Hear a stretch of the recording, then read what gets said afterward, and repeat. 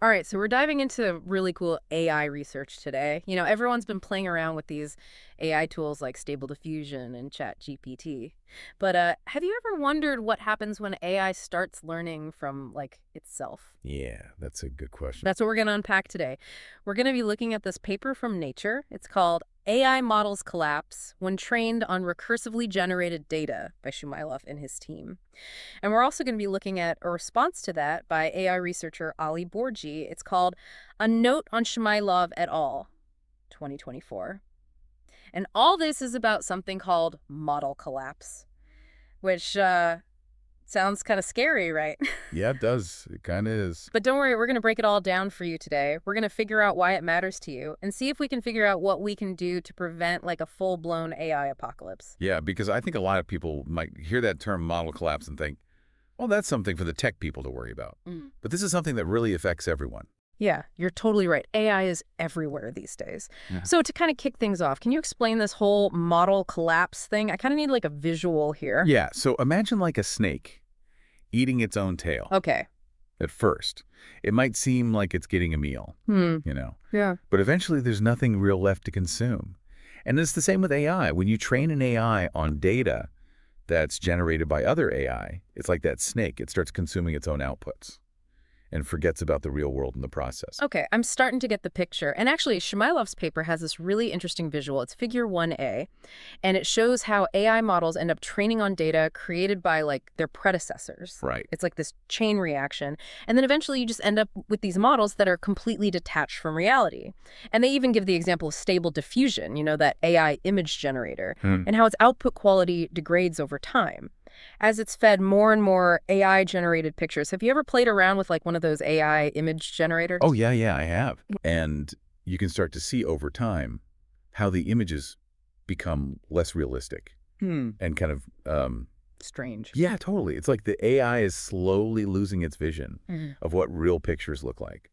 And the paper dives into the science behind this a little bit. And they talk about these 3 types of errors that contribute to model collapse.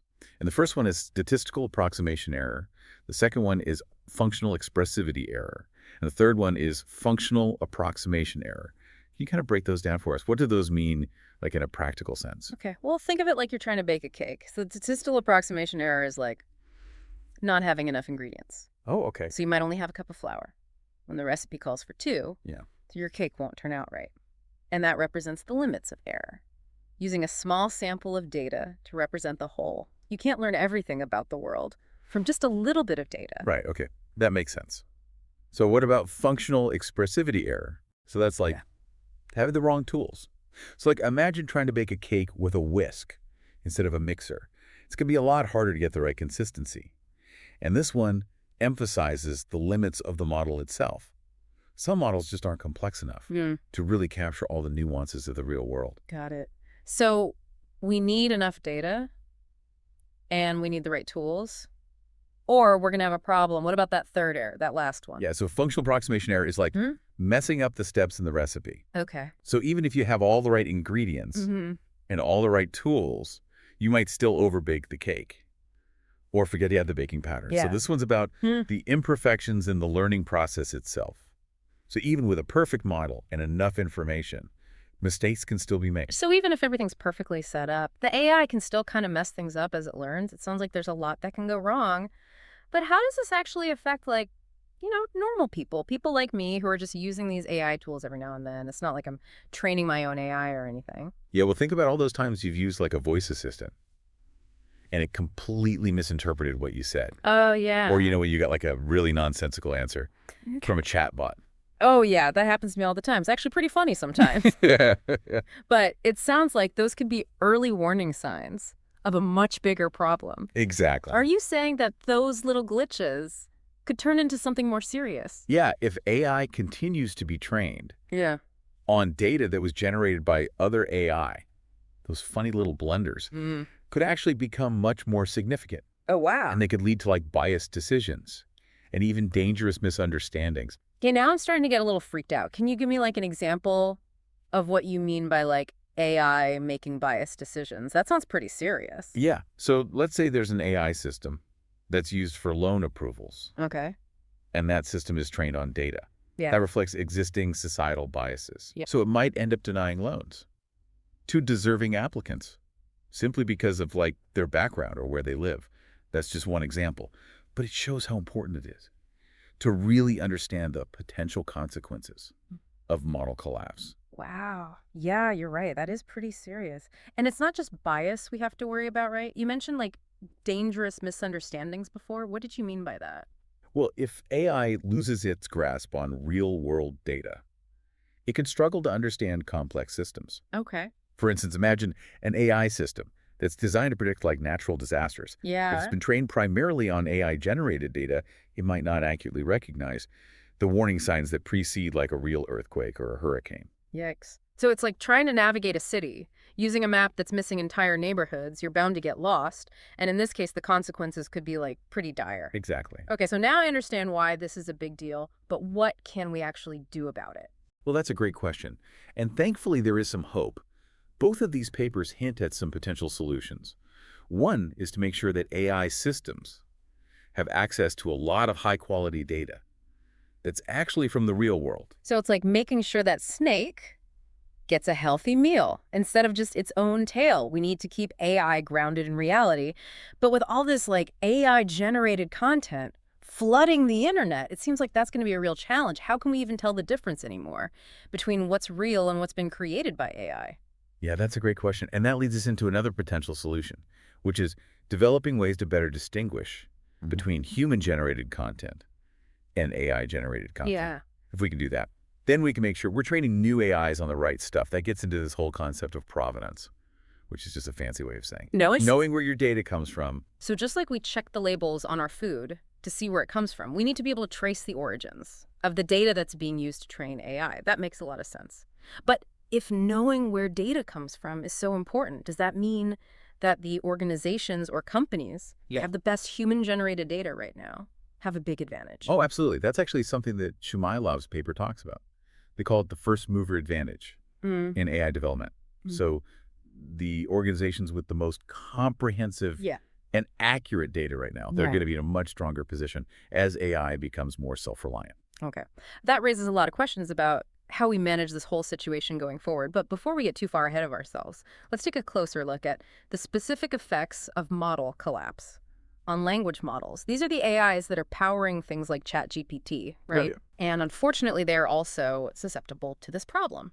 Shumailov and his team, they ran some experiments with a language model called OPT 125 meters. And what they found was pretty concerning. The graphs in their paper, figures 1b and 1c. They show how these language models, when they're trained on AI-generated text, they start to lose their ability to produce like diverse and creative outputs. It's like their vocabulary shrinks and they start repeating themselves more and more. They become less interesting over time. Kind of sad, It actually. is kind of sad. And they tested this in a couple different ways. First, they completely cut the model off from the original human-generated data. And as you might expect, the model collapsed pretty quickly. But then they tried something really interesting. They preserved just a small amount, like 10% of the original human-generated data, and used that during training. And guess what? It made a huge difference. Even that tiny bit of human data helped to prevent the collapse. It's amazing how even a little bit of real-world contact can make such a big difference. Yeah, and to really illustrate this, I want to read an example from the paper. It's labeled Example 1, and it shows how the AI's output degrades over time. So the original text is about the construction of church towers in England, and here it is. Some started before 1360 was typically accomplished by a master mason and a small team of itinerant masons, supplemented by local parish laborers, according to Points Right. But other authors reject this model, suggesting instead that leading architects designed the parish church towers based on early examples of perpendicular. Now here's what the AI generated. After 5 generations of training on its own output, Abswism, which had been translated into more than 100 languages, including English, French, German, Italian, Spanish, Portuguese, Dutch, Swedish, Norwegian, Polish, Hungarian, Slovak, Lithuanian, Estonian, Finnish, Romanian, Bulgarian, Turkish, Croatian, Serbian, Ukrainian, Russian, Kazakh, Kyrgyz. Wow, it's like it's completely lost the ability to construct meaningful sentences. It's just a jumbled mess of words. It is actually kind of creepy. It's like watching the AI's mind deteriorate.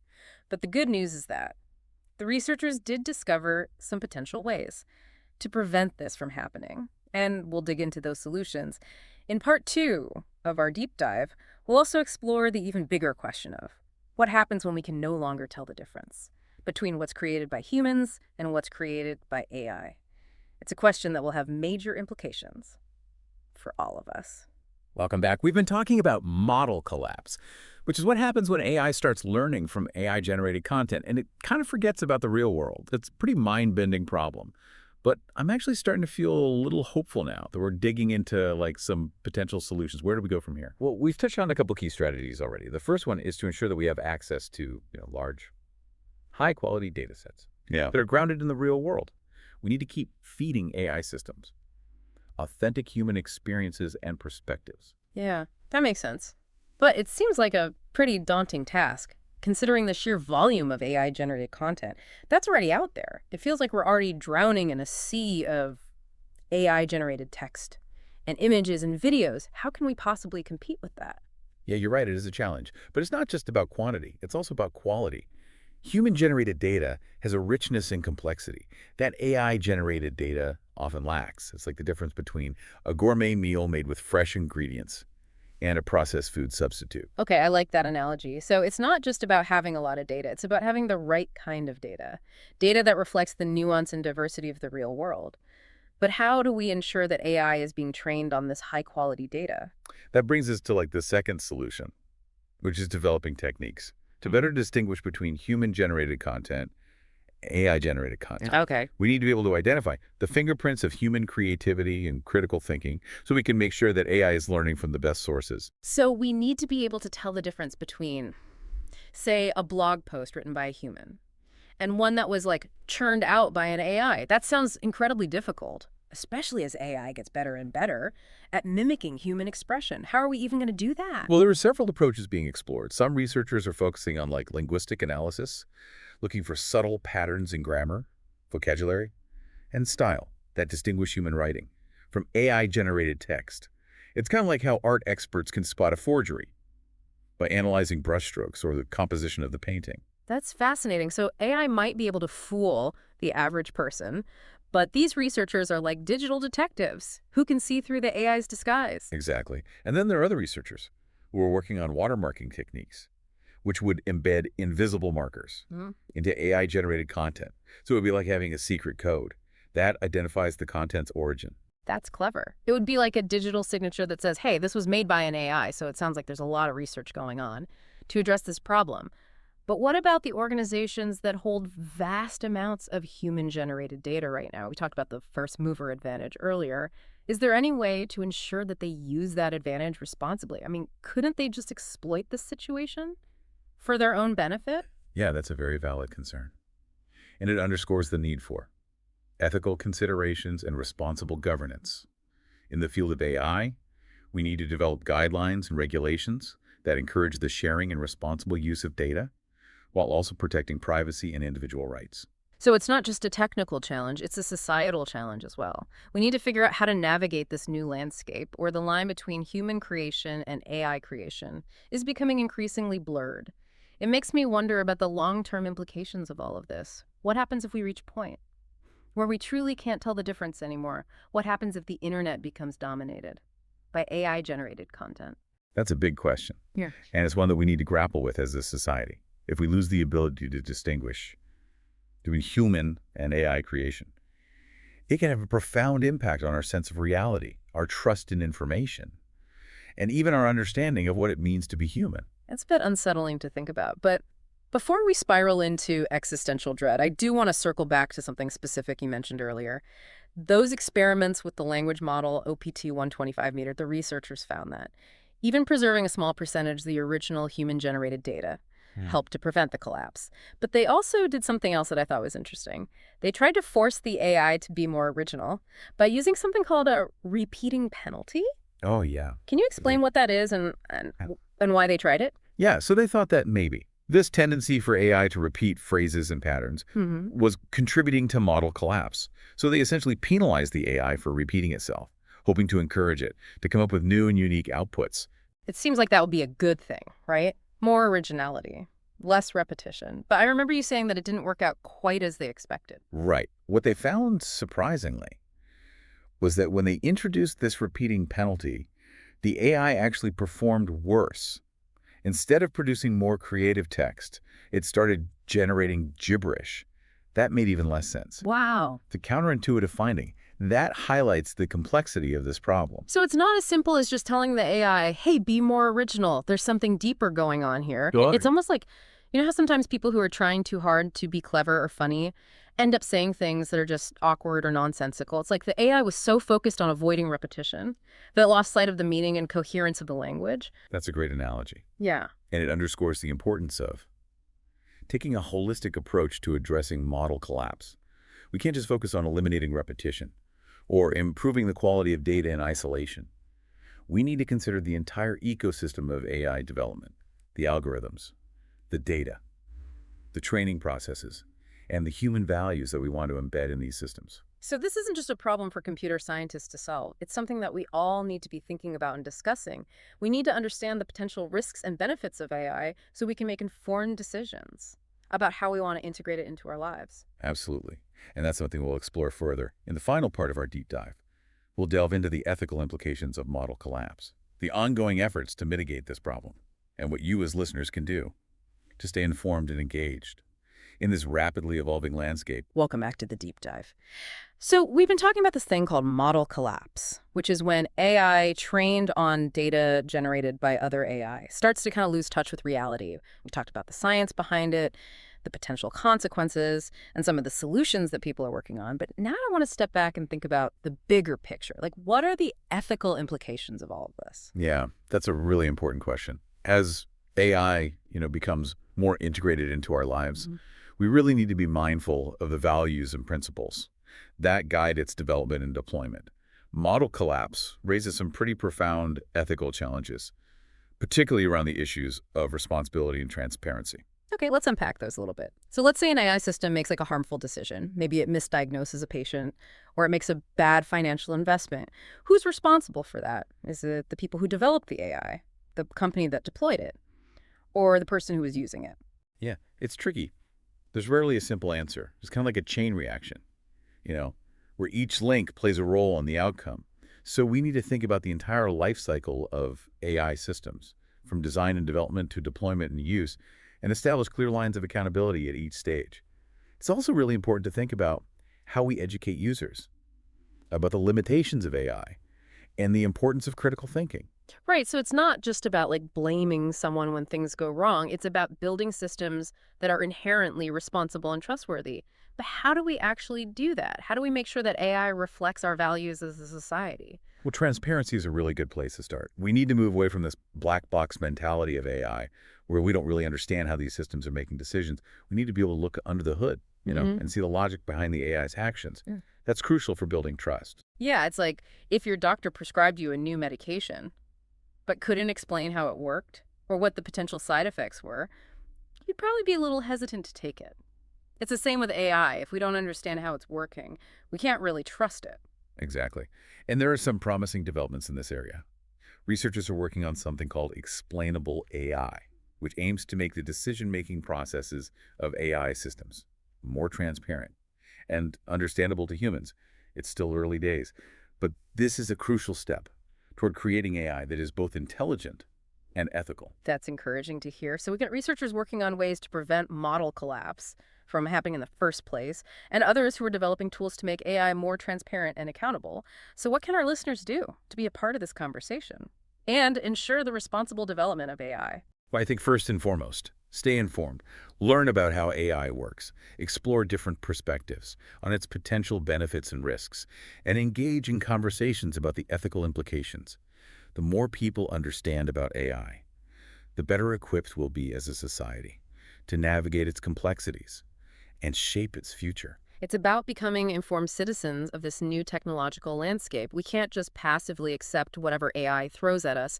We need to be active participants in shaping its development. Exactly. And don't underestimate the power of your own voice and your own choices. As consumers, we have a responsibility to support companies and organizations that are developing and using AI ethically. We can choose to invest in products and services that prioritize transparency, fairness, and human well-being. It's like voting with our wallets and our attention. We can send a clear message to the market that we value ethical AI But beyond just being informed consumers, is there anything else listeners can do to contribute to the development of more responsible AI? Yeah, absolutely. One of the most powerful things you can do is to cultivate your own critical thinking skills. Learn how to evaluate information, how to identify biases, and how to distinguish between reliable sources and those that might be spreading misinformation. Yeah, that's so important, especially in this age of information overload, where it's becoming increasingly difficult to tell what's real and what's not. We need to be able to think for ourselves and not just blindly accept what we see online. Exactly. And that's where your own unique human experiences and perspectives come in. AI might be able to mimic human creativity to some extent, but it can never fully replicate the depth and complexity of human understanding. So share your stories, share your insights, share your art, contribute to the pool of authentic human-generated content. That can help anchor AI to reality. That's a really powerful message. In a world increasingly shaped by AI, our humanness, our ability to think critically, to feel empathy, to create and connect is more valuable than ever. I completely agree. And ultimately, the future of AI isn't something that's predetermined. It's something that we're creating together through the choices we make, the conversations we have, and the actions we take. So keep exploring, keep questioning, and keep pushing the boundaries of what's possible. Because at the end of the day, the most important deep dive is the one you take into your own understanding of the world.